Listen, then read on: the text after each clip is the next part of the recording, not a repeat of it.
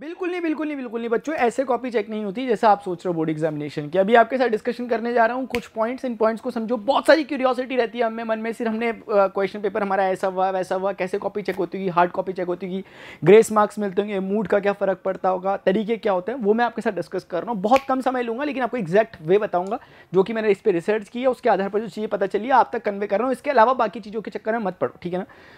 देखो बच्चों, क्या होता है, आप एग्जामिनेशन देते हो अपना, उसमें रोल नंबर, कोड नंबर वगैरह जो प्रीलिमिनरी इन्फॉर्मेशन होती है वो आप फिल करते हो। जैसे ही आप फिल करते होंगे आपका कॉपियां चेक होती होंगी, और कॉपियां चेक होकर के जाती हैं आपके स्कूल सेंटर्स जो होते हैं वहां से जाती हैं। सारे स्कूल सेंटर्स की कॉपियां जमा होकर के जाती हैं एक जगह, उसे कहते हैं नोडल सेंटर। नोडल सेंटर भी एक प्रकार का स्कूल टाइप का ही होता है, बड़ा रेप्यूटेड स्कूल जो कि पुराना स्कूल है, ट्रस्टेड स्कूल है, जिसपे सीबीएसई ट्रस्ट कर सकता है।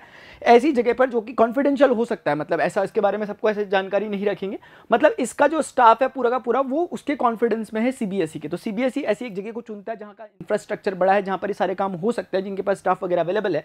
उस नोडल सेंटर में आसपास के उस शहर के इलाके में होगा, आसपास के जितने भी आपके सेंटर्स की कॉपीज वगैरह होंगी सारी की सारी यहाँ आके इकट्ठा होती हैं। एक काम इसमें जो पहला स्टेप होता है वो होता है प्री चेकिंग का। अभी जो नोडल सेंटर होता है इसके प्रिंसिपल जो होते हैं उन्हीं प्रिंसिपल को इनका सुपर इंटेंडेंट कहते हैं, यानी कि वही यहाँ के इंचार्ज होते हैं। मैं आपको थोड़ा सा हायर की बता देता हूँ कि यहाँ पर जो प्रिंसिपल होते हैं, प्रिंसिपल के नीचे आपके हेड एम्प्लॉय ये होते हैं, हेड एग्जामिनर्स होते हैं, एचईज इन्हें कहते हैं, और एचईज के नीचे आपके एग्जामिनर्स होते हैं। तो ये होता है एग्जामिनर्स जो होते हैं ये आपकी कॉपी चेक कर रहे होते हैं। एग्जामिनर्स को जो सुपरवाइज कर रहे होते हैं वो हेड एग्जामिनर्स होते हैं, और इनको जो सुपरवाइज कर रहे होते हैं वो सुपर इंटेंडेंट होते हैं, जो इन जनरल आपके प्रिंसिपल होते हैं उस स्कूल के, जो कि नोडल सेंटर है। अभी क्या होता है सर, अभी प्री चेकिंग होती है। प्री चेकिंग का मतलब सबसे पहला काम आपकी कॉपी में ये चेक किया जाता है कि इस बच्चे की जो कॉपी है वो ऑफिशियली करेक्ट है कि नहीं है। कैसे करेक्ट है, यानी उसमें जो आपके रोल नंबर भरने वाले जगह होती हैं, जो प्रीलिमिनरी इंफॉर्मेशन होती हैं कि अगर आपने एडिशनल कॉपी ली है तो कितनी कॉपी ली एडिशनल, क्योंकि आगे पे लिखना पड़ता है आपको बोर्ड एग्जामिनेशन में, क्या जितनी लिखी है उतनी है। इसने मान लिया लिख दिया कि 4 कॉपी मैंने लिख रखी है और इसकी 2 ही अटैच्ड है। ये सारी चीजें जो बेसिक चीजें होती है वो यहाँ पर पहले चेक की जाती है। उसके बाद दूसरे नंबर पर आपकी कॉपीज को चेक किया जाता है एचई से पहले, हेड एग्जामिनर से पहले। एग्जामिनर्स आपकी कॉपी को चेक करते हैं। हर एग्जामिनर के लिए से फिजिक्स का है, मैथमेटिक्स का है, बायोलॉजी का है, केमिस्ट्री का है, इनके अलग अलग रूम्स वगैरह बने, वहां पर सारी फिजिक्स की कॉपियां चेक हो रही है, यहाँ केमिस्ट्री की, यहाँ बायोलॉजी की, ऐसा सिस्टम इसका होता है। मैं आपको थोड़ा सा अंदर की बात बता रहा हूँ। अभी क्या होगा, एग्जामिनर कॉपी चेक करते हैं, फिर एग्जामिनर की कॉपी चेक करने के बाद जो उससे करस्पॉन्डिंग एचईज होते हैं उनका क्या रोल होता है, जो हेड एग्जामिनर्स होते हैं उनका काम होता है इनको सुपरवाइज करना, इंस्ट्रक्शंस देना कि किस तरह से सीबीएसई ने बोल रखा कि लीनियंट मार्किंग रखनी है या हार्ड मार्किंग रखनी है, टफ रखनी है, क्या पैटर्न होगा, वो अभी डिस्कस करूंगा वो क्या होता है। लेकिन उससे पहले अब इसमें क्या होता है, ये जो कहीं खुशी कहीं गम वाली बात है, इसका मतलब क्या था अभी थोड़ी देर बताऊंगा इसको, ठीक है। ये बड़ी इंपॉर्टेंट और इंटरेस्टिंग बात है। लेकिन उससे पहले मान लेते हैं आपकी कॉपीज वगैरह जब चेक हो जाती है, उसके बाद वो कॉपीज में एक रैंडम चेकिंग होती है। मतलब ये मान लो कि बल्क कॉपियां चेक हो गई हैं, अब क्या होगा कि रैंडम चेकिंग होगी। जैसे ये एचईज होंगे यानी ये जो हेड एग्जामिनर्स होंगे, इस तरीके से ये डिसाइड करेंगे कि रैंडम एक पूल में से कॉपीज का कुछ एक बंडल उठाया जाएगा और उन कॉपीज को चेक किया जाएगा। मान लिया for example, just for the sake of example, मान लिया 100 बंडल वहां पे कॉपीज के रखे हुए, उसमें से 3 बंडल्स को उठाया जाएगा एट रैंडम, और इन 3 उस पर चेक किया जाएगा कि जो इंस्ट्रक्शन सीबीएसई की तरफ से दिए गए थे क्या उन नॉर्म्स को फॉलो किया गया है। क्या ऐसा तो नहीं कि कॉपी की मार्किंग बहुत टफ हो गई या बहुत लीनियंट हो गई, क्योंकि जैसे ही एक सेट ऑफ कॉपीज को अगर चेक किया जाएगा तो एकदम से समझ में आ जाएगा कि क्या ये उस रूल के अकॉर्डिंग है कि नहीं है, क्या बहुत स्ट्रिक्ट हो गया या बहुत लीनियंट हो गया, जो भी इंस्ट्रक्शन होंगे उसके अकॉर्डिंग गई है कि नहीं है। तो एट रैंडम वो लिया जाता है, क्योंकि 100 के 100 बंडल को दोबारा रीचेक करना वो पॉसिबल नहीं होता।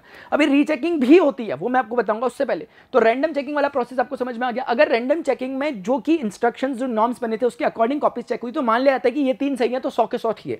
अगर लगता है कि नहीं सही है तो फिर पूरा का पूरा रीवैल्यूएशन होता है पूरी कॉपीज का, और ये करती है सीबीएसई, क्योंकि उसको पता है कि बच्चों ने जो पेपर भरा है, बच्चों के साथ उनका जो ट्रस्ट है उसे मेंटेन रखना है, इसीलिए बच्चों के हित में, वेलफेयर में वो पूरा का पूरा रीचेकिंग करती है।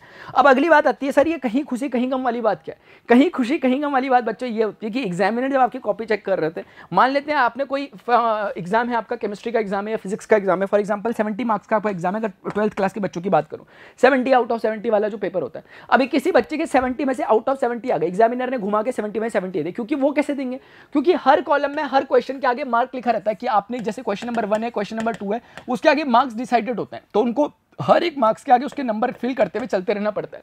उनको एक मार्किंग स्कीम पहले ही मिल जाती है, जैसे आपको सैंपल पेपर मिलती है, उस मार्किंग स्कीम के अकॉर्डिंग ही वो कॉपी को चेक करेंगे।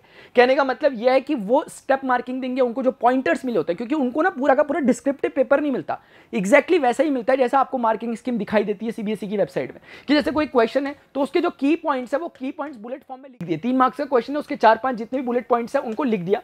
ये पॉइंट्स अगर आपके उसमें इंट्रोड्यूस है तो उसका मतलब आपको मार्क्स मिलने चाहिए, अदरवाइज नहीं मिलने चाहिए। स्टेप मार्किंग होती है थोड़ी थोड़ी बहुत, यानी कि अगर मैथ्स में आपका कंप्लीटली न्यूमेरिकल कर रहे हो, फिजिक्स में कर रहे हो या कुछ कर रहे हो, आपका कंप्लीट आंसर नहीं भी आया लेकिन आपने जो स्टेप्स थे आपके फॉलो थे तो उसके अकॉर्डिंग उतना मार्क्स जितना मिलना चाहिए रिक्वायर्ड वो मिलता है। तो वो काम यहाँ पर होता रहता है। अब किसी ने अगर सारी चीजें सही करी है तो ऑब्वियसली सब जगह जब उसको पूरे पूरे नंबर मिल रहे हैं तो एग्रीगेट उसका 70 आउट ऑफ 70 आ जाएगा, ठीक है। तो जैसे ही उसका 70 आउट ऑफ 70 आता है वो शक के घेरे में आ जाता है, या फिर वो ये हो जाता है कि 70 आउट ऑफ 70 क्योंकि क्रूशल केस है इसीलिए इसको अलग से रख दिया जाता है। अब इसकी कॉपी चेक करते हैं हेड, जो आपके हेड एग्जामिनर्स थे जिनकी मैं बात कर रहा था, या तो खुद चेक करते हैं या फिर उसके लिए भी किसी को अपॉइंट करते हैं। तो हेड एग्जामिनर्स का काम होता है कि जिसके फुल मार्क्स आ रहे हैं उसको एक बार रीचेकिंग करनी है उसकी कॉपी को दोबारा से, कि कहीं कोई चांसेस हैं क्या कि इसके मार्क्स कम हो सकते हैं, कि ये सच में डिजर्विंग कैंडिडेट है 70 आउट ऑफ 70 के लिए। एक तो ये बच्चा, दूसरा ये तो थी कहीं गम वाली बात, अभी कहीं खुशी वाली बात भी होती है। ये गम ही तो एक तरह से कि 70 में से दोबारा क्रॉस चेक हो रहा है, तुम्हारी कोशिश की जा रही है कि कम हो जाए, तो 69 68 अगर आपके मार्क्स हो रहे हैं तो गम ही है। लेकिन खुशी कहां पर है सर? खुशी वहां पर है कि जिस बच्चे के ना मतलब 70 का पेपर है, 23 पे अगर वो पास होने वाला था, अब इस बच्चे के मार्क्स आ रहे हैं किसी के 19 मार्क्स, किसी के 20 मार्क्स, किसी के 18 मार्क्स, किसी के 21 मार्क्स, 22 मार्क्स। ये बच्चों को समझा जाता है कि कहीं कोई ऐसे चांसेस बन सकते हैं कि इनको सीबीएसई के रूल्स के तहत ही पास करा जा सके। मतलब कहीं पर ऐसा हो सकता है कि बच्चे ने किसी क्वेश्चन में ऐसा है कि उसने उस क्वेश्चन में फॉर्मूला यूज कर दिया या डायग्राम बना दिया, ये रिलेटेड कॉन्सेप्ट कुछ तो लिखा है इर्द गिर्द, जिसमें ऐसा ना हो कि फोकट के नंबर मिल जाए। लेकिन ऐसा क्या कुछ हो सकता है कि संभावनाएं बन सकती हैं कि ऐसा हो सकता है कि उसने कुछ किया हुआ तो उसको आधा मार्क्स दे दिया, यहाँ पर कहीं उसने आगे कुछ किया आधा मार्क्स दे दिया, कहीं उसने आगे कुछ किया आधा मार्क्स दे दिया, ऐसे करके उसके 1.5 2 3 नंबर क्या बढ़ सकते हैं। मतलब स्टूडेंट के वेलफेयर में देखा जाता है, इलीगल तरीके से नहीं, लेकिन अगर पॉसिबल हो पाए तो इसीलिए रीचेकिंग दोबारा की जाती है कि भाई देख लो इस बच्चे की कि आप दोबारा कॉपी चेक हो सकती है कि नहीं हो सकती है। तो एक तरीका, तो इन बच्चों के लिए थोड़ा सा राहत की बात वहां पे हो जाती है कि अगर किसी के 20 नंबर आ रहे थे तो मिल जाता है। ये ऑफिशियल नहीं होता बच्चों, ये थोड़ा सा मैं आपको वैसे बता रहा हूँ। ऐसा नहीं है कि सीबीएसई लिख के देती है अपनी वेबसाइट में कि मैं ऐसा भी करती हूँ, ऐसा नहीं करती। सीबीएसई अपने ग्रेस मार्क्स को ऐसे कोई बताती नहीं है कि मैं ग्रेस मार्क्स देती हूँ ऑफिशियली, लेकिन इस तरह की चीजें हो जाती हैं, ठीक है। आप पता करने की कोशिश करो क्या सीबीएसई ग्रेस मार्क्स देती है। ग्रेस मार्क्स के डिफरेंट फॉर्मेट हो सकते हैं, लेकिन ऐसा जो अनऑफिशियल तरीके से अगर मैं बोलूं तो लगभग अगर कोई बच्चा बिल्कुल फेल होने की कगार में तो उसको ग्रेस मार्क्स मिल जाते हैं, और वो बहुत कुछ चीज़ों फैक्टर पे डिपेंड करता है, इसलिए ज़्यादा बोलना नहीं चाहूँगा। अच्छा, एक बात और इसमें होती है, जैसे ना आपने देखा होगा कि टफ सेट किसी का आता है, अगर किसी बच्चे का टफ सेट आ गया, जैसे कि होता ही है कि कभी बार फिजिक्स का पेपर टफ आ गया और ये सेट टफ आ गया लेकिन वो सेट कम था, इस सेंटर में पेपर टफ आ गया उस सेंटर में ईजी था, तो इस चीज़ को नॉर्मलाइज भी किया जाता है। इसीलिए जो मैं बता रहा था, जो एचईज होते हैं इनका रोल ये भी होता है कि जो कॉपीज जहाँ जा रही होती है उनको इंस्ट्रक्शंस आते हैं कि इस सेट वाले पर लीनियंट मार्किंग होनी चाहिए ताकि चीजें नॉर्मलाइज हो सके। तो ये वाले इंस्ट्रक्शंस भी इनको दिए जाते हैं। तो इसीलिए अगर टफ सेट आता है और जो ग्लोबली मतलब जो उसको सब लोग मान लें, यूनिवर्सली इसे एक्सेप्ट किया जा रहा है कि हाँ पेपर सच में टफ था, जैसे फिजिक्स के कुछ सेट इस बार कंपैरेटिवली दूसरे सेट से कंपैरेटिवली इजियर थे, तो ऐसे में एक इक्वल बैटलफील्ड नहीं मिल पाता, मतलब स्टूडेंट्स के बीच में भी कंपैरिजन नहीं हो पाएगा। इसलिए कोशिश की जाती है कि चीजों को नॉर्मलाइज किया जाए, तो ऐसे सेट्स को थोड़ा सा कंपैरेटिवली लीनियंट रखा जाता है। तो आई होप आपको समझ में आएगा बच्चों, यही कुछ बातें होती हैं। अब आपने जैसा एग्जाम दिया हुआ है अपना, उस एग्जाम पे भरोसा रखो। मतलब कुल मिला के आगे फ्यूचर के लिए भी मैं आपको एक टिप दूं तो वो ये है कि जब अपनी कॉपीज वगैरह भर रहे होते हो ना, तो कॉपीज में ध्यान रखा करो कि कोई क्वेश्चन ब्लैंक छोड़ने की नहीं है। अगर ब्लैंक छोड़ लो तो सीधे जीरो घूमेगा, उसमें कोई दो राय नहीं है। लेकिन अगर आपने उसमें कुछ ना कुछ किया है तो आपको स्टेप मार्किंग मिल सकती है। ऐसी सिचुएशन में चाहूंगा नहीं कि आपकी हो, लेकिन कुछ भी अगर ऐसा होता है तो आधा मार्क्स, 1 मार्क, ये चीजें डायग्राम आपने बनाया, ब्लू पेन आपने यूज किया, आपने चीजों को अंडरलाइन प्रॉपर किया, तो अंडरलाइन करने से क्या होता है कि आपकी चीजें हाईलाइट हो जाती है। टीचर के लिए सही होता है, जितना टीचर के लिए आपकी कॉपी को चेक करना आसान होता रहेगा, उनका दिल उतना खुश रहेगा आपकी कॉपी को चेक करते समय। अगर आपने पूरा का पूरा रायता फैला के रखा है, कोई पैराग्राफ फॉर्म में लिख रखी है, चीजें बुलेट फॉर्म में नहीं लिखी, तो फिर थोड़ा सा नेगेटिव इंपैक्ट पड़ता है। डायरेक्टली नहीं काटते लेकिन नेगेटिव इंपैक्ट पड़ता है माइंड पे, तो फिर वो एक तरह की इमेज आपकी बन जाती है। एग्जामिनर फिर उसी तरीके से आपकी कॉपी को चेक करते हैं। इसलिए अपनी कॉपी को थोड़ा सा ओरिएंटेटेड वे में रखना चाहिए। अभी तो एग्जाम अगर हो गए होंगे तो अब तो क्या करोगे, अभी बच्चों होप फॉर द बेस्ट, ठीक है ना, बहुत अच्छा होगा जैसे भी आपने किया, ज्यादा टेंशन लेने की कोई जरूरत नहीं है। ओवरऑल अगर मैं सिनेरियो आपको बताऊं, जो एग्जामिनर हैं वो आपको एलिमिनेट करने के लिए नहीं बैठे। सीबीएसई बोर्ड जैसी जब चीजें होती है तो बोर्ड में बच्चे को फेल कराने के लिए नहीं बैठा। कॉम्पिटिटिव एग्जामिनेशन अगर हम जेईई मेंस, नीट इनकी बात करें, यहाँ फेल कराना उनका उद्देश्य है, क्योंकि इतनी बड़ी भीड़ में से उनको फिल्टर करना है, तो वहाँ एलिमिनेशन मेथड लगता है। लेकिन जब हम बात कर रहे होते हैं बोर्ड एग्जामिनेशन, सेशनल एग्जामिनेशन की, इसमें एलिमिनेशन नहीं बल्कि सिलेक्शन प्रोसेस होता है। ज़्यादा से ज़्यादा भरसक कोशिश की जाती है कि बच्चा पास होकर आगे प्रमोट हो जाए। तो बच्चों आई होप आपको समझ में आएगा। आपकी जो लिटरली क्वेरी है ना, नीचे कमेंट सेक्शन में लिखो यार, इसीलिए तो कमेंट सेक्शन यूट्यूब ने दे रखा है।